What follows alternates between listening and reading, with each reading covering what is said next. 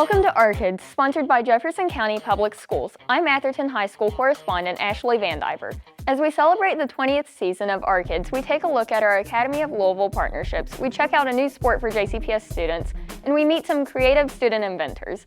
Let's start at Fern Creek High School, where students in the plumbing class share their skills with classmates with disabilities. We are here at Fern Creek High School, and we are celebrating a collaboration between some of our regular education CTE courses and our special education courses for our students who are visually impaired. Video! Those gets nailed onto your house piece. These are my plumbing students. I guess we've kind of termed it, at least I've termed it the building buddies. So we just work on different projects. They're going to build some gingerbread houses together. Of course, when a student has a visual impairment, anything tactile is going to be fun, hands-on. So that's very important for students who are blind and visually impaired to have those tactile experiences so they can learn about the world around them and do something purposeful with their hands. It could lead to future jobs. Right now we're building a little house, and then we just got done with the parts, with the walls, floor, and all that. We're getting ready to put the stickers on. Alex is a cool dude, you know. He be picking out the right nails, the right screws to use. Sometimes I miss one screw and he would let me know that, like, right here, you got a screw, you missed one. They're learning to help and give back and just how to work with those that do things a little differently than they do. Did you paint your roof? Yeah. Ashton, yeah? Is that like snow? Yeah. Joy, because I get to help people that can't do things like we can. One of the hardest things for people who have special needs is making friends, and so this is another way to make friends. I think that probably my favorite thing about Fern Creek is that people really feel like we're a family, and family shows up for one another. And these kids have done that, you know. They have decided to share their talents and share their time with their peers and learn together. And it really just kind of, cements our idea that all means all here at Fern Creek. A partnership between the Academies of Louisville and Spectrum Communications is providing job training and future careers for JCPS students. Hi, thank you for calling Spectrum. This is Kika. Can I please get your full name and your address? Kika Hudson is a 2023 graduate of Wagner High School. Kika was in the Law and IT Academy at Wagner and one of the first JCPS students to take advantage of an internship and partnership agreement between JCPS's Academies of Louisville and Spectrum's Customer Service and Technical Support Center. Mainly, I solve issues, try to figure out what the issue is first, and then I look at all the data, check it with what's actually happening, make sure it matches, and if not, we fix it. So I personally love working here. I love how I'm able to use some of the skills from school because we focused only on IT. I get to learn more how it all works.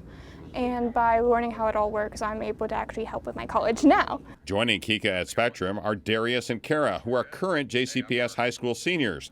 They're 2 of the 7 JCPS students who are currently working for Spectrum, earning a nice salary, benefits, and job experience.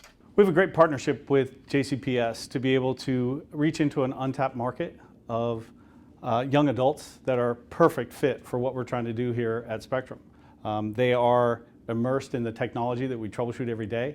So they're well equipped to be able to help our customers. As soon as they get through our training, they're ready to go. Just before we get started, can I have you go ahead and give me your service address? We've got a great balance. We have a need for people to be able to come in and help our community. And we've got a group of young, eager people that are ready for their first job. And so when you put those things together, we'll teach them about professionalism. We'll teach them about how to, corporate communication, how to behave in team meetings, how to interact with customers over the phone. And what we get is we get a great employee.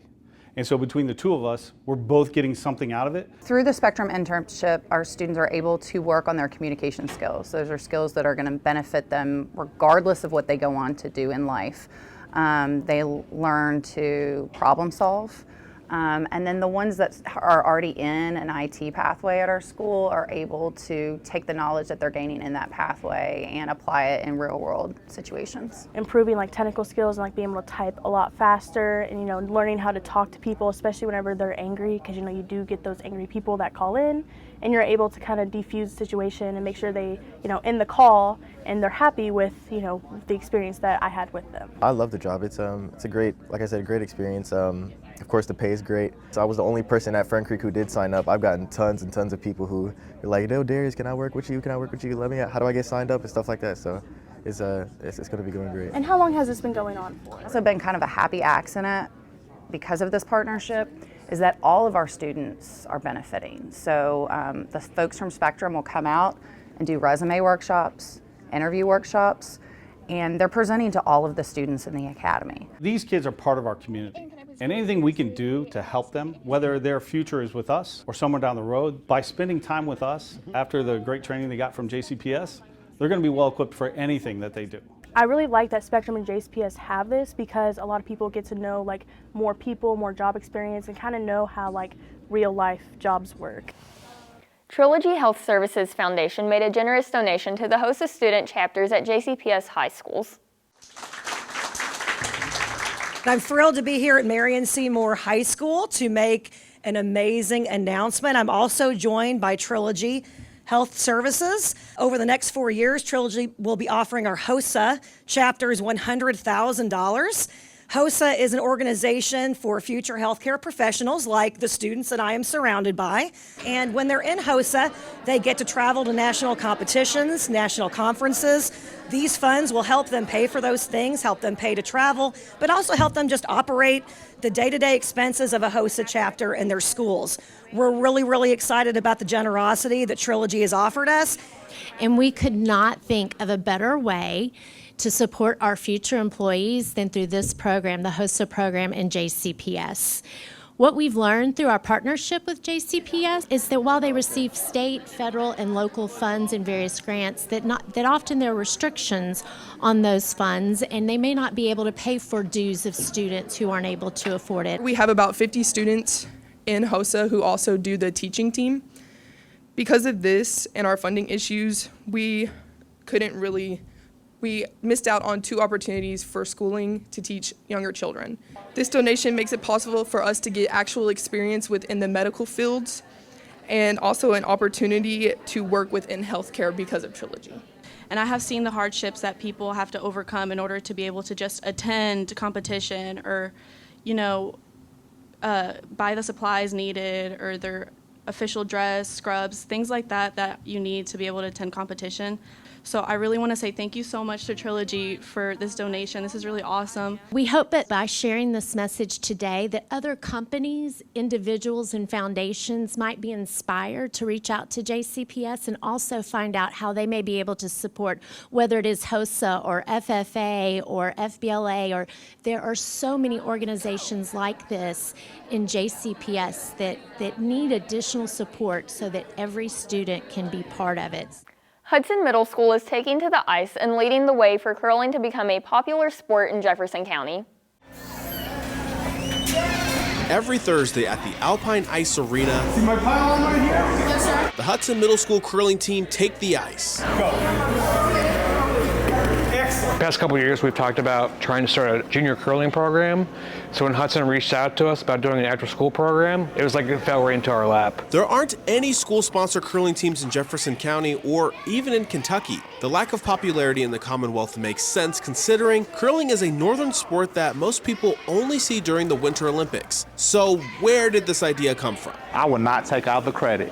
My principal, Dr. Majors, we were just thinking outside the box. We're blessed to have great teams, football and basketball, but seeing those other kids not doing something, it was like we need to get these other kids involved. So starting a curling team was part of the solution, a team that was an immediate success for bringing kids in. I honestly think this is the biggest sport. We started out with, I want to say, around 82 kids, and we narrowed it down to 16. Despite the high interest, what did you know about curling before coming out here? I was clueless when I first came out here. I didn't even know what curling was before I joined. However, the curiosity made it more appealing.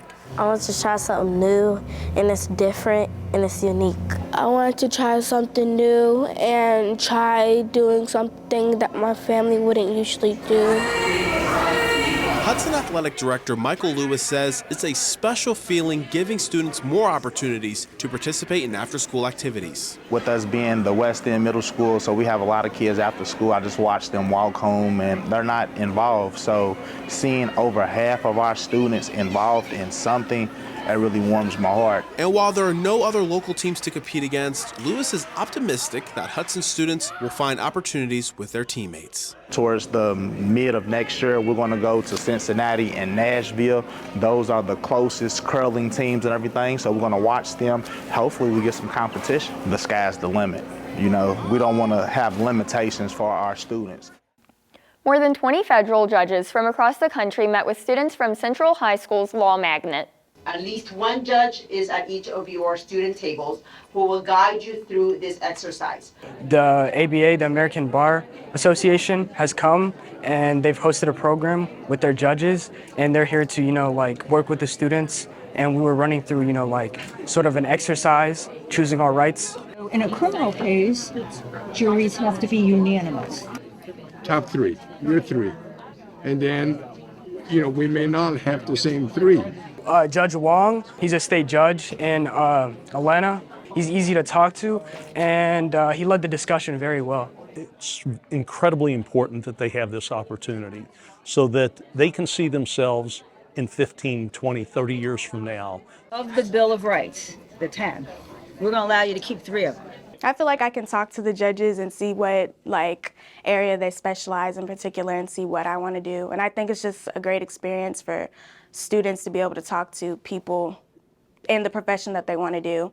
Make a decision, write a decision, so all of our cases involve a written decision. I hope they learn a few tips. I talked some about my legal career, and then the fact that it's as important to learn what type of law you don't want to practice as it is to learn the type of law you want to do. We had a discussion about all of the different rights and stuff, and then we just gave our top 3, and all of us agreed that the first one would be rights of freedom of speech. Oftentimes when we think of judges, we think of them as being far off from us and sort of in a higher realm, to say, and just to be able to talk and interact with them and know that they're human beings just like us, and that we can actually just conversate, and that they, deal with the same things that we do. It's a very humanizing experience. Well, you don't know. This is a special opportunity to have so many distinguished judges from all over the United States. I learned a lot from them. It's so interesting to hear their perspective, and it was also wonderful to hear how they put the pieces together. We're talking about how the Bill of Rights, a number of these constitutional protections, tie together, connect with each other, and it was amazing to hear the students put those pieces of the puzzle together. I'm from table 14 representing Judge Collin, and our first one was right to freedom of speech, our second one was right to protection from cruel and unusual punishment, and our third was right to trial by jury. I liked the exercise. It made me really think about our amendments in the Constitution and stuff and how important they actually are. It makes me feel very grateful to Mr. Gutman, to the magnet coordinators, and to the American Bar Association, and it's a very wonderful experience to be able to talk to these judges and all of these, important characters. The right to peacefully assemble. We want to make that one 8? Yes. We've got more of our favorite JCPS stories coming up. Stay tuned.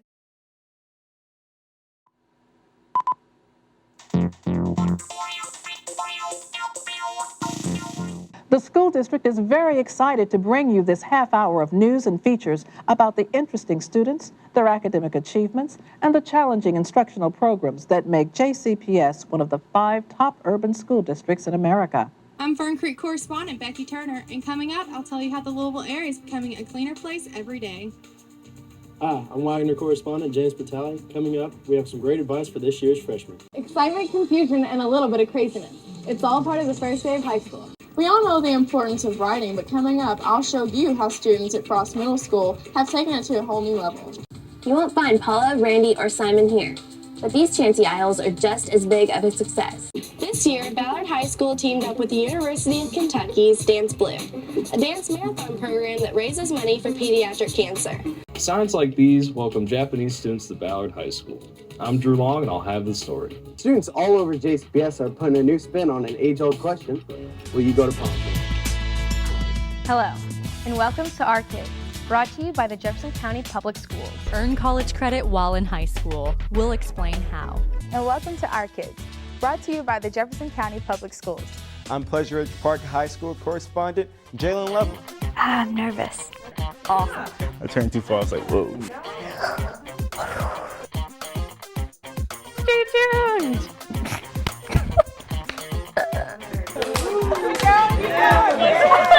Oh. I'm stuttered. I'm Pleasure Ridge Park High School correspondent Edward Smith. Until next time, keep supporting our kids.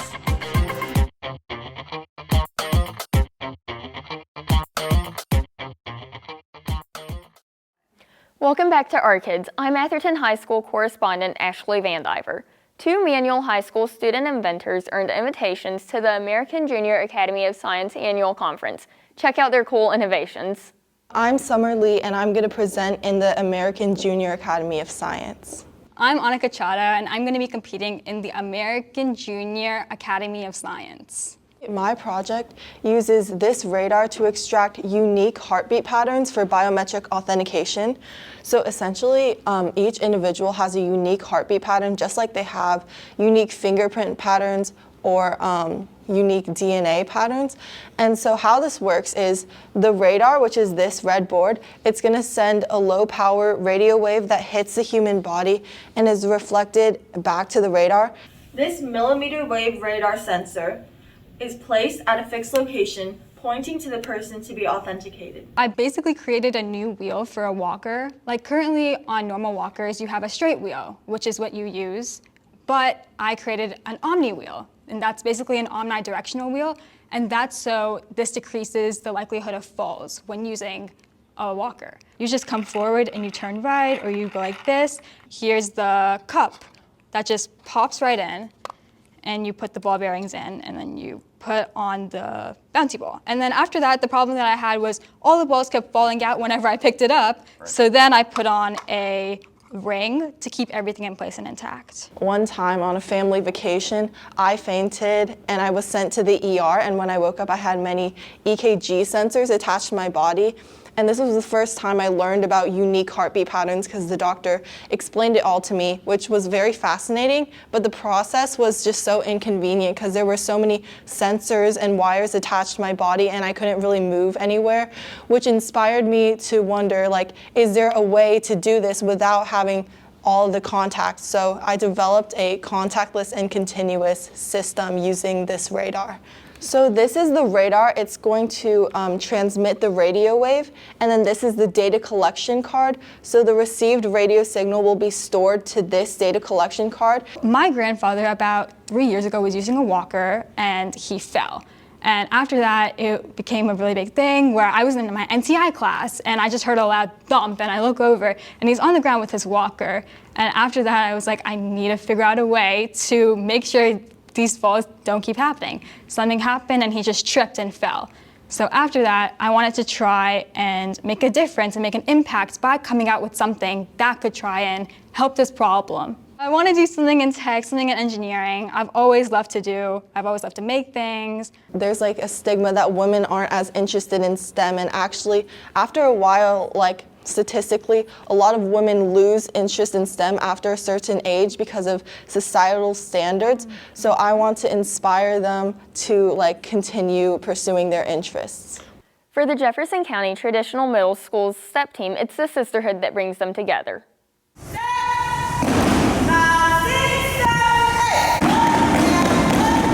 We're really excited to defend our title.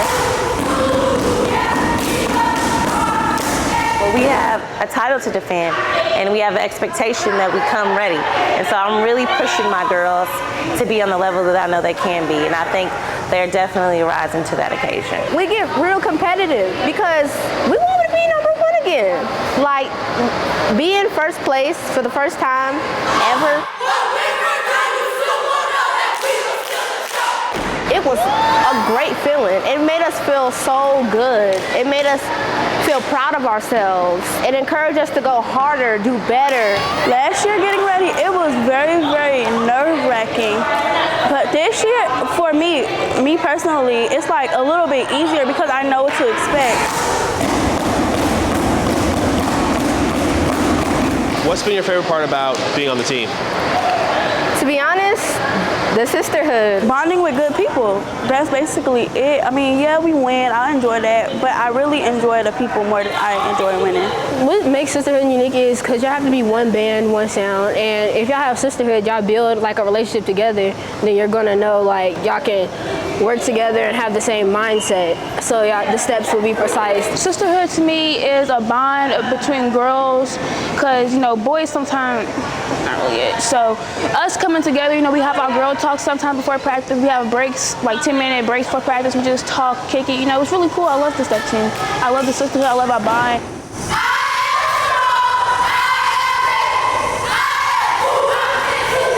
That's kind of our goal, sisterhood and competing and just really showing people what we're made of. I think it's really important as young African American girls that we show that we're diverse and that we have all types of talents and we can do all types of things.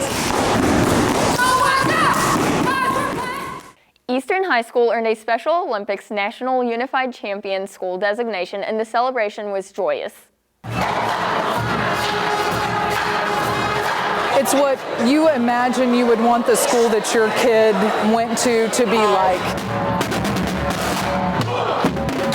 Today it's just like an incredible day to be a part of. I've been in Best Buddies since freshman year, and so this is just something I've been like looking forward to, and I'm so excited.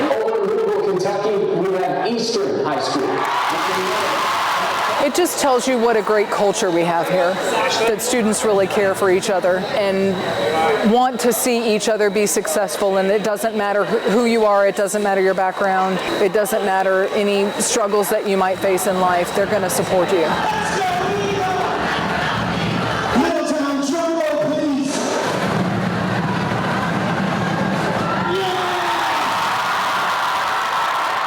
This distinction was very okay. Was it a big deal that we got this banner? Yeah, it was a big deal. Were you excited? Yeah.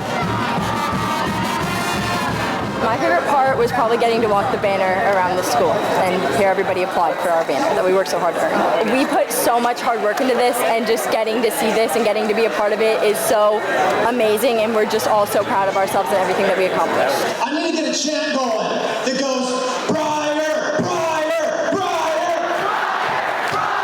it means a lot to me. I don't know how to put into words, just like everything that I've seen and stuff. I'm really happy that our school gets to be noticed for this, because our school has been really big about this. So I'm so excited. And you can see that all of our students really support these kids and know all of these kids because they are an integral part of our school. I think it just makes you appreciate that there are a lot of great things happening amongst future generations, I think, that lead to a better future for all of us.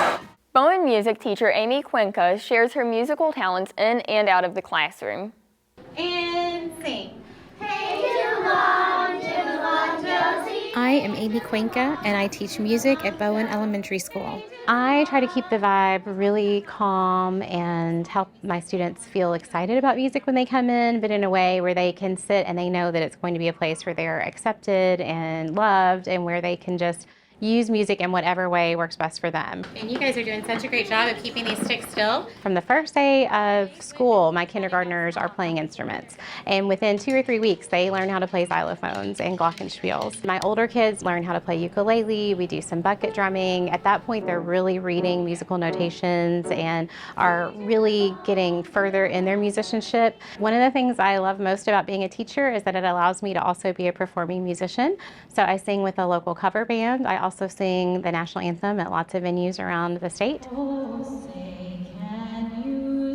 And I also sing with the Louisville Chamber Choir, which gives me wonderful opportunities to sing with the Louisville Orchestra, including with Yo-Yo Ma at Mammoth Cave in the spring and with Andrea Bocelli at the Yum Center. I love the kids. I want them to feel joy. I want them to have a love of music. I was a digital learning coach for 4 years, and I absolutely loved that opportunity, but I came back to the classroom because I missed my everyday interactions with kids.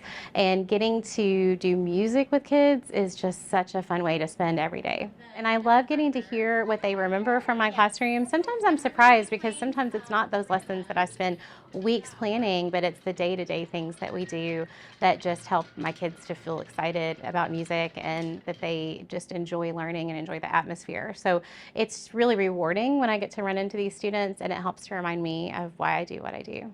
I hope that I'm helping to create these sweet little humans who eventually become supporters of the arts in our society, who maybe become either instrumentalists or musicians themselves, or who want to support our local artists and who understand that music can be used in so many ways, and hopefully it'll help them with social emotional learning, but also just to help them to be joyful and enjoy life. I am Amy Cuenca, and I am JCPS.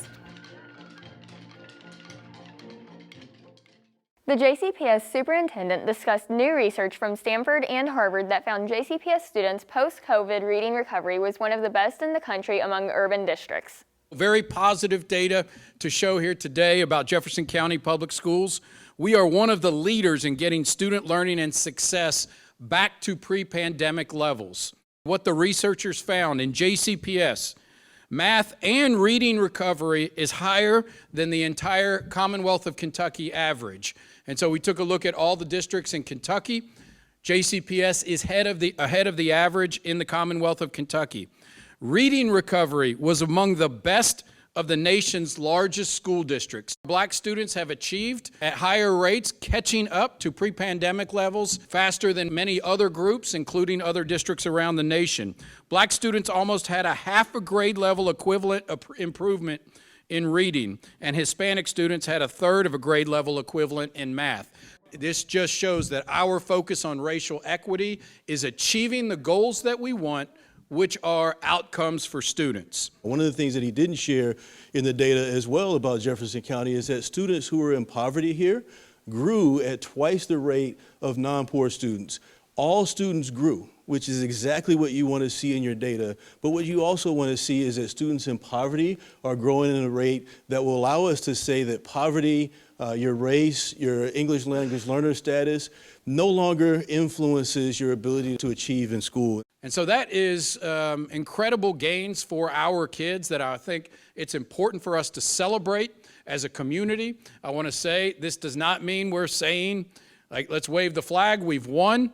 We got a long way to go. We still have gaps that persist. We still want to increase our proficiency. But we are here to celebrate just a couple of years after the end of the pandemic in our schools that we are seeing the recovery necessary to ensure that students are achieving. In my 6.5 years as superintendent, I've never been more pleased with what's happening inside of our schools every single day.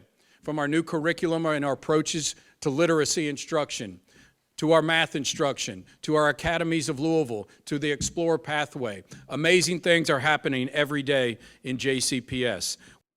Churchill Park School cut the ribbon on its first official library. This colorful space features adaptive books, toys, and materials for students with physical and learning disabilities.